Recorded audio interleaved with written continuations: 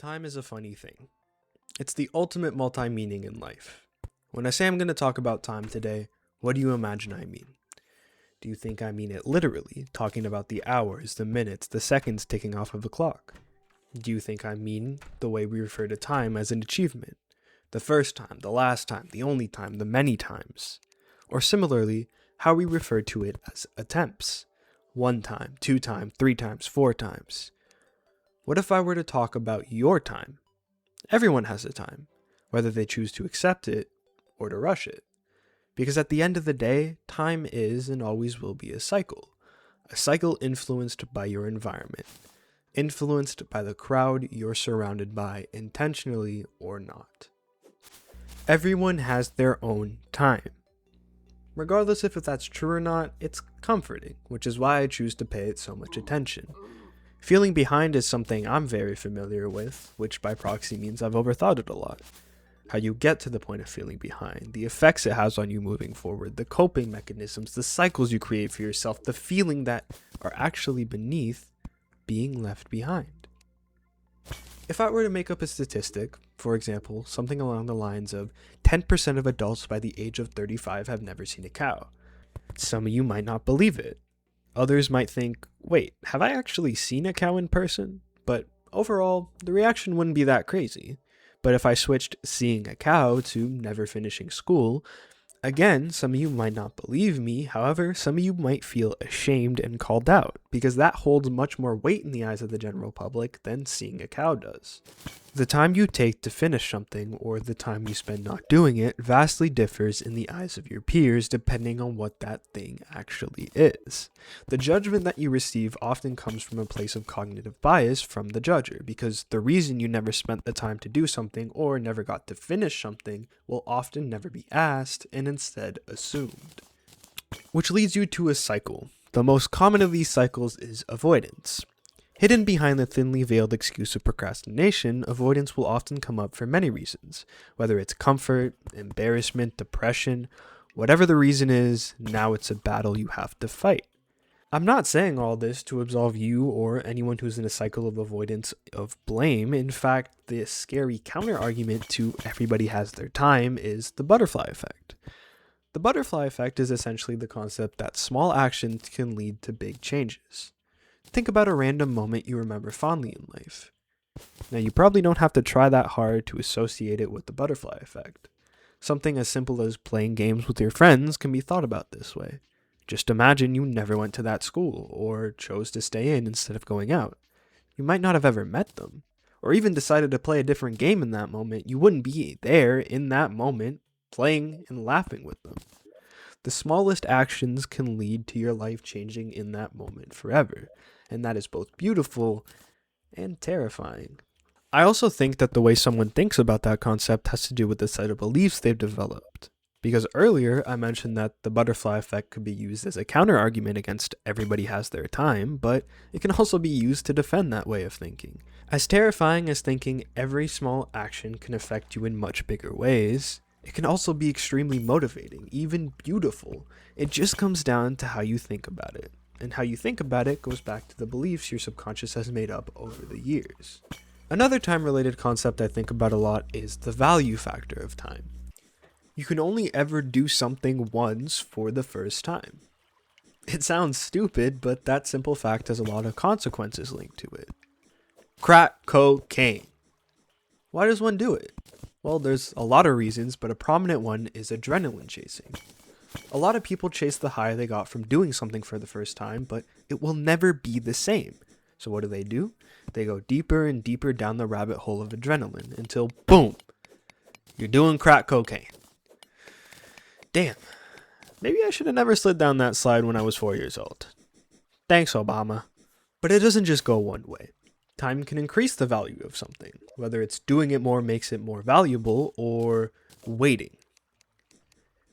Waiting is a dangerous game, because the more you wait, the higher chance you have of never doing it. But at the same time, waiting till the perfect moment can sometimes lead to that thing being even more beautiful than it would have been otherwise. However, is there even a perfect moment? Or is it simply something you made up in hopes of wishing it into your life? Is it really worth all the wait? Or Could you have had a similar experience if you had just done it when you originally wanted to? Waiting for the perfect moment and not doing something you really want to are two things that usually go hand in hand, because they're both related to the pressure one puts on the first time and also a little bit of perfectionism. It also ties back to the whole avoidance thing I was talking about earlier, because think about it. You can never be disappointed if you never do the thing. You can never be disappointed if you never try. That sentence is sadder than anything else I have or will ever talk about. Yet it's a mindset I've had in the past and honestly sometimes catch myself slipping back into. Nostalgia, or simply your personal perception of time, is also something very consequential when it comes to this whole time thing. Fondly remembering your worst moments is something that shouldn't work, yet it's something most people have done at least once. I don't really know what makes nostalgia such a prominent concept, but one thing I do know is that remembering something that truly made you as happy in the moment as how you're remembering is significantly different than something blinded by nostalgia. At least it is for me. I'm not in anyone's head but mine. I don't know how or what you think or how time moves in your head. Does it move normally? Or maybe it's sped up. It could also be slowed down, making a single day feel like a week or even a month. And because of that, every day that passes by is more and more demoralizing because you feel like you didn't do enough. But is it truly because you didn't do enough or because no one could do a month's work in a day? Look at that. We're back to feeling behind. Time really is a loop. The time you spend alone is critical in life. It's unique. Nothing else really compares to it. Ideally, it's the time you should use to shape yourself, expand the relationship you have with yourself, figure out who you truly are when there are no pressures, no eyes but your own. It's also the time you should use to build trust with yourself. Notice how I say ideally though, because a lot of people's time spent with themselves aren't really with themselves. They pile up distractions to the point where any thought is drowned out.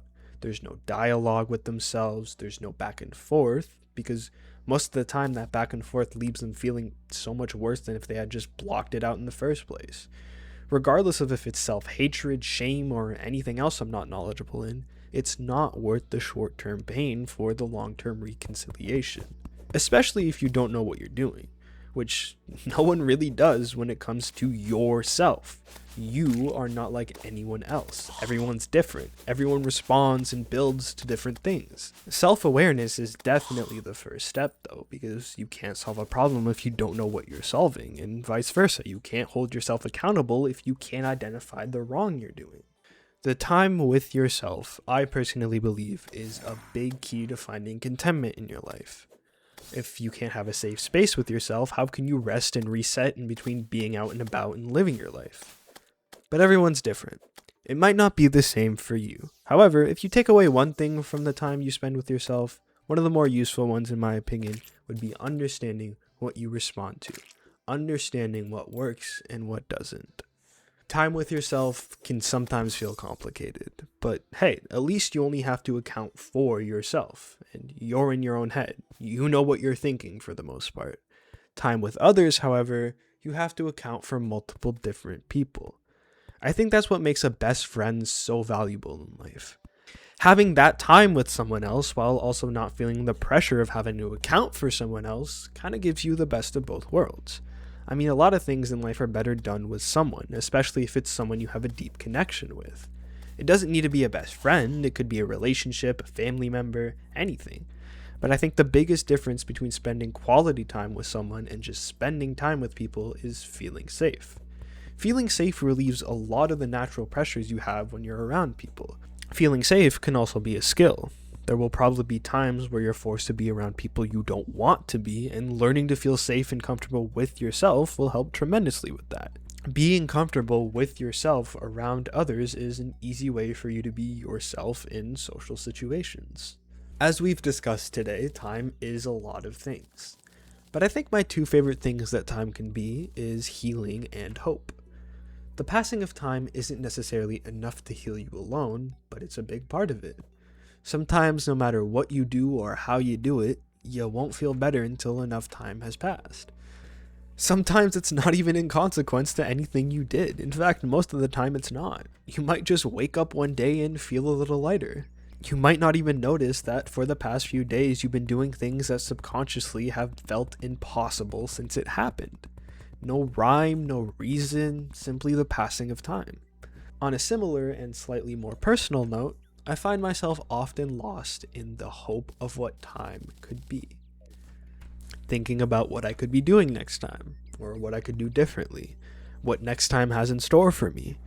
On the surface, it's a good thing, but hope without action doesn't get you very far. In fact, it holds you back sometimes.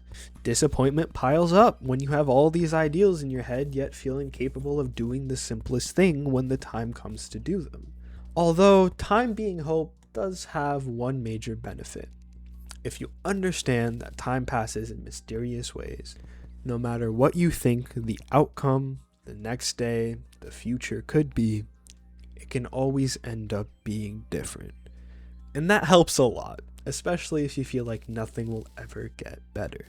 But at the end of the day, you have to remember, words by themselves are not expected to carry, aren't expected to stick. But if you announce that you're telling a story, well then there better be a point to it all. No one wants to sit and listen to someone ramble on and on with absolutely no end in sight. So, it's good to be mindful that when you tell someone that you're about to tell a story, that you have something to say. Telling someone that you're going to tell a story is tantamount to asking them to stop doing what they're doing and pay attention. You're basically saying, hey, buddy, stop everything. Stop what you're thinking. I have a solution to everything. And well, I didn't really have any story to tell. In hindsight, I probably just misspoke when I said I had a story.